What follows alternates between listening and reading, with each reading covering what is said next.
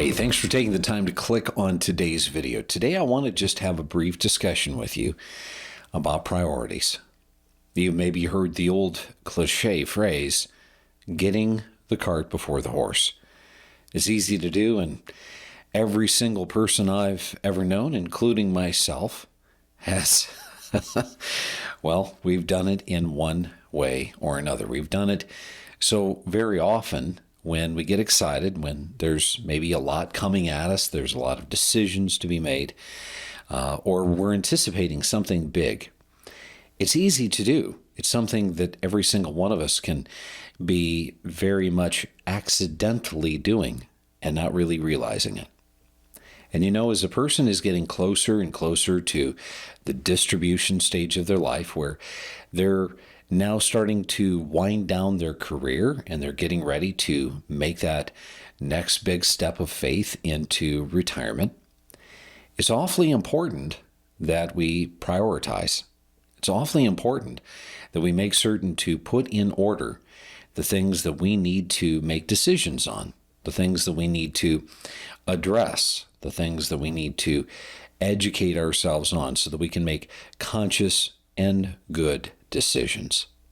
Now, I'm not going to say that this is a comprehensive list, but I am going to focus on just one particular area that I think is so very often and so innocently overlooked. And that is the fact that when a person gets closer and closer to their retirement, they need to be taking and paying very careful attention to their asset allocation. The reason that this is so very important is think about the reason that you put money into your 401k or your 403b. If you put money into that, it was simply for one purpose, probably not to cash it all in and buy a yacht when you're retired or build a new house, although that might have been part of your reasoning for saving for retirement.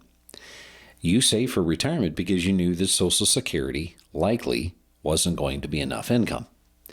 And so you were growing that pot. You were trying to be aggressive in growth and appreciation so that you could then use that bucket of money to then supplement your retirement income every month. Now, when we get to retirement, here's the thing. Most of the vehicles that we're utilizing as employees to save and to accumulate, well, they make great accumulation tools, but they absolutely stink when it comes to distribution tools. And that's primarily because, well, the way that the federal government has structured and the rules that they have put in place for employers and employer retirement programs, they make it easy to make deposits, but they make deterrents when it comes to distributions. Every time you reach into that 401k to pull out $1, you're not going to get $1. You're going to get 80 cents. And a lot of people just simply don't know that because they've never taken a withdrawal from their 401k. And all of a sudden, it's a harsh reality that they now need to take and pay 20 cents on every dollar in the form of tax. And what's most heinous about all of this is the fact that when you retire, your income doesn't go up. Most of the time, your income decreases. And so if you're decreasing in income, that means chances are you're decreasing in tax bracket as well. So you're probably not in the 20% tax bracket. You're probably in something like the 12. So isn't it a little unfair that when you have saved this money all of these working years to try to supplement your retirement income, that now the government would try to take more than its fair share, more than what you actually need to pay them? You see, part of not getting the cart before the horse is educating yourself on what ideally you need as far as an account type when it comes to retirement. You see, when we have those employer plans, they're great for saving, but we need something different when it comes to the distribution stage of our life. The ideal distribution account is going to be an individual retirement account, an IRA. And that IRA is going to provide you a number of benefits. The first benefit is going to be that mandatory taxable withholding that all 401ks and 403bs put on you. Well, that silly little rule is going to be gone. That means that you can now take $1 from your IRA if you choose to, and guess what you're going to get? You're going to get $1. The second thing is that 401ks, well, although they can be very diverse and the various different types of investments that you can invest in other words, they can have a variety or a mixture of mutual funds. They can have some ETFs. Maybe they can even have some index funds in there. They're certainly not going to be as broadly arrayed as what you'll get with an IRA. You see, 401ks and 403bs, just simply as employer plans, they have to be extremely simple. They have to be kind of cookie cutter. Because after all, that employer is providing that benefit for the employees, but they may have multiple different employees. And so as a result, they can't have an endless supply of options for the employees to invest in. They've got to keep it kind of simple and kind of cookie cutter. So when you move from an employer plan to an IRA, well, guess what? Now, if you want to be more conservative, because after all, you're now in the distribution stage of your life, you're kind of more vulnerable at that stage. Well, that's the beauty of the IRA. You get to choose investments that are going to be more suitable for the stage of life that you now find yourself in. Thirdly, and this may apply to you, it may not apply to you, I don't know, but it could be that when you make that shift from that 401k or that 403b to an IRA, you're going to be able to save money. And that's because we have to realize, number one, there is no free lunch. Everyone involved in a 401k or a 403b is likely to have some degree of expense, whether it's reporting expenses or management expenses. Maybe it's expense ratios. It could be administrative fees. There's any number of different things that can potentially be, well, shouldered by the employee, and the employee doesn't even know that they're paying it. So as a result, if we move our money from an employer plan to an IRA, that may give us just enough benefit that we're now able to get rid of that as an added expense.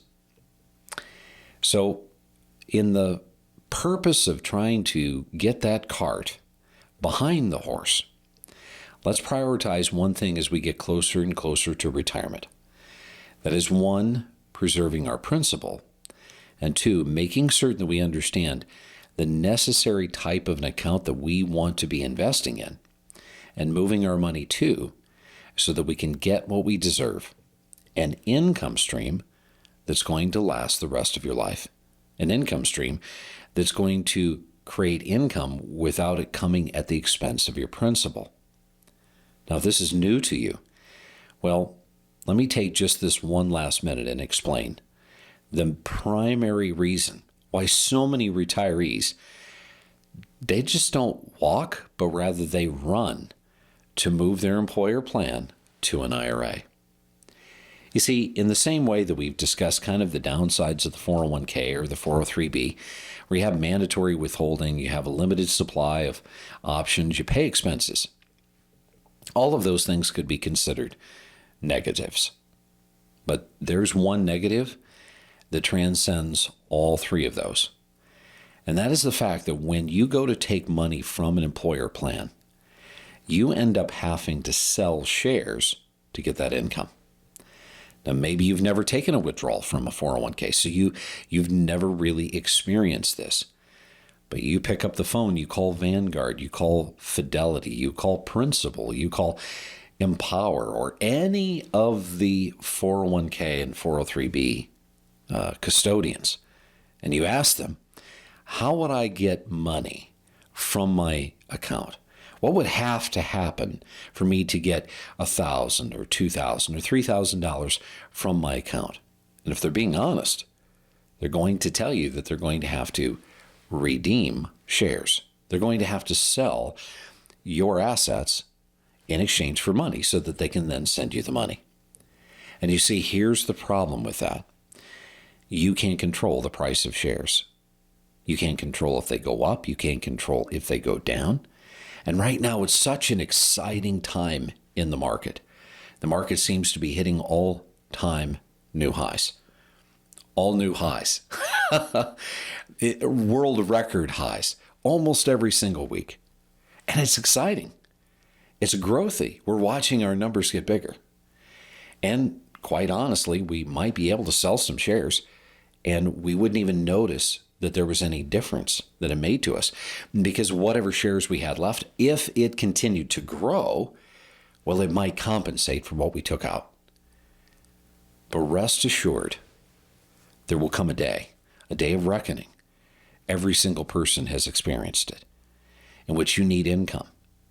And when you go to sell those shares, unfortunately, you're not selling them up here. You're selling them down here. You may be selling them at a loss, a significant loss. And you see, the problem with that is that if you sell too many shares, too much of your principal, even if the market recovers fully, you might not ever recover. And so you see, part of getting the cart behind the horse, getting your priorities straight for retirement and being fully prepared for retirement, is sitting down and meeting with a fiduciary, sitting down and meeting with an advisor whose area of expertise is that of income, so that you can rest assured that when you make that transition from the paycheck to the playcheck, you can now sleep peacefully at night. You can know that the income that you're taking every single month is not income that's coming from your principal, but rather it's income that is being produced by your principal. You see, if we never cannibalize our principal, if we never touch it, how long is that principal going to last? The answer would, in theory, be forever. And that means that we'll have the peace of mind to know that if we ever need the principal, we ever want it, it's there for us. If we pass away, it's there for our spouse. And if both of us pass away, it's going to be there as a legacy to our children and to our grandchildren. So I won't leave you with the quip, get your priorities straight. That's something that your mom and your dad already told you. But what I will suggest is meet with an advisor who can help you become as prepared as possible to make that transition from the paycheck to the playcheck, so that you can have the income that you want. You can have the lifestyle that you want. And you can rest assured that whether it's good times, like we're having now, or it's bad times, you're going to get that income. And that income is going to be contractually paid to you, giving you that steady peace of mind that you deserve as a retiree. I'm Matthew Johnson. Thank you so much for watching and listening. And remember, it's up to you to make today a great day.